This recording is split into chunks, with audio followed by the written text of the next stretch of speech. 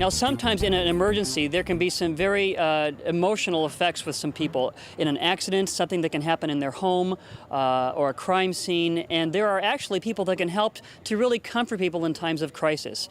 Now, I'm here at the booth for the trauma intervention programs, and with me is Cindy D'Alessandro. And Cindy, tell us about what this program does and how it can help people.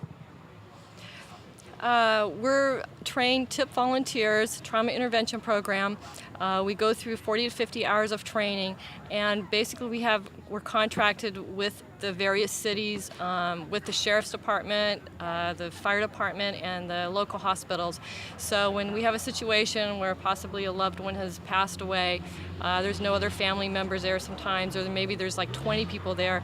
Usually there's people that are in shock. Well, the fire, the police, the nurses, they don't really have the time to sit there for hours and console them and help them. So that's where they call us, and we're basically trained to be there within 20 minutes. Our response time is 20 minutes, whether it be a crime scene, the hospital, a fire, an accident on the freeway.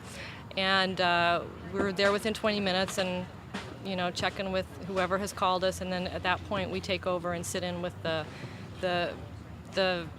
family members of the victim and try to help them get through really the first or the worst time in their life. Maybe they've lost a child or a loved one. So and although you'd think that they're not going to remember who you are, but we found out that really years later they remember who we are, that we were the ones that were there when this first happened, and we were the ones sitting by their side. So it's very, very rewarding.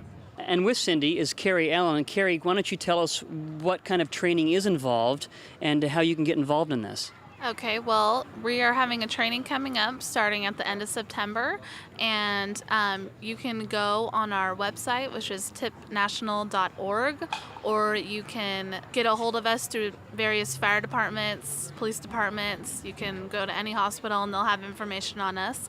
And the training is 2 weeks of 40 to 50 hour training on various days, and you have to go to all the training, and it's great training. You'll learn a lot, even if you decide later on that you can't make the time commitment anymore. It's great to have that knowledge and know what to say to people in that time of their need that they... Well, Carrie, that's great. You really do make a difference in people's lives at probably the most difficult time in their lives. So that's just great. Congratulations to you. It's a great work that you do. Well, let's see what Lori has at another booth now.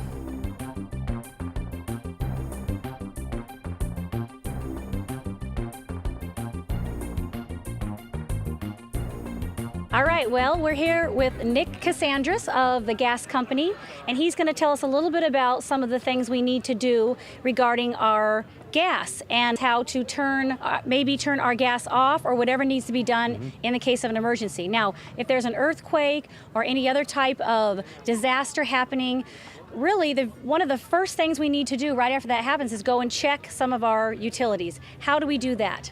Well, first of all, what we're going to do is, why don't we move over here and I can show you a little closer.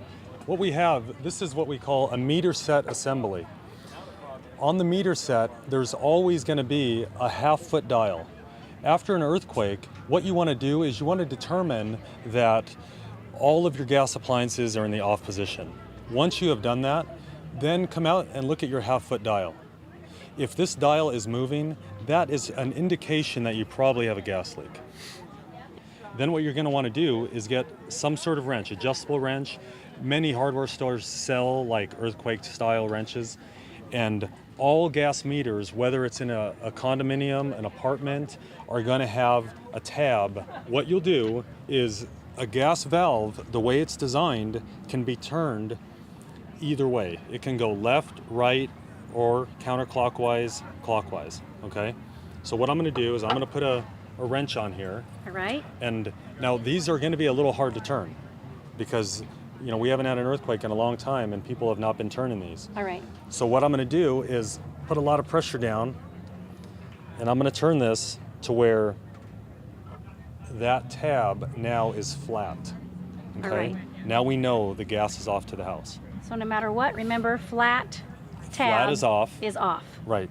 And it's just easy to think of it as like, a valve that it's going with the flow of gas. All right. It's yes. going against the flow Blocks of gas. Blocks it off. Exactly. Absolutely. It's an easy way because, after an earthquake, you're frazzled, you don't know what you're thinking, and you just want to go out there and shut this thing off. Now, how critical is it to turn it off immediately? We do not recommend. The gas company's position is do not turn it off after an earthquake unless you can hear, smell, or see this half-foot dial moving. All right, so we shouldn't just rush down No, and turn you it don't off. want to do that. Well, those are 3 important points that we can use to know about how to turn our gas off. Exactly. So thank you, Nick, for that You're and for welcome. being here at this fair. You're welcome. And we will go back to Peter, see where he is.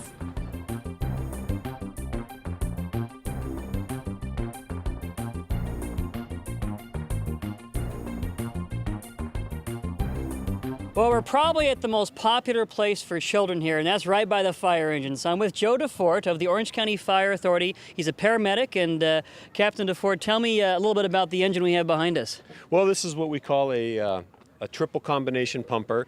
It carries hose, water, and has a pump, so we're totally self-sufficient to arrive on scene of a fire. This one's stationed at Station 45, which is off of the Impresa near City Hall here in Santa Margarita. And it's a paramedic assessment unit, so it has at least one paramedic on it all the time to assess the patient, start life-saving techniques that may be needed, and then the rest of the crew will come in and the ambulance can take the patient to the hospital. Now, in a big emergency, an earthquake, a major catastrophe, you're going to be stretched pretty thin, and so our residents need to know how they can best be prepared. What are the things they need to be aware of in terms of safeguarding their homes, let's say in a big earthquake, for example? Well, probably with any big emergency, if the first thing they do is make sure they take account of their own family, know where they are, make sure they're safe, and then their own structure. As you said, we're going to be stretched thin, and we're going to have to prioritize where we go. If people would know how to shut their own gas off to the house, out at the meter, maybe their electricity, if they're having electrical problems in the house, know where that main is and shut that off. And if they have any kind of water pipes that are leaking or broken, know where to shut the water off at the meter of their house also. That would keep a lot of the less serious calls down for us at that time.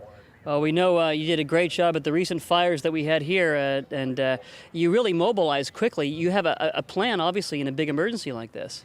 Yeah, we have a section that's all they do is plan for catastrophes, and once they get the plan set up, they have routinely, probably once a year, they do tests on it and will surprise us with an alarm and tell us what the ramifications are of it, and we have to react to it. And if we don't do so well, they review the plan with us some more. Well, you did a great job there. I know you saved many homes.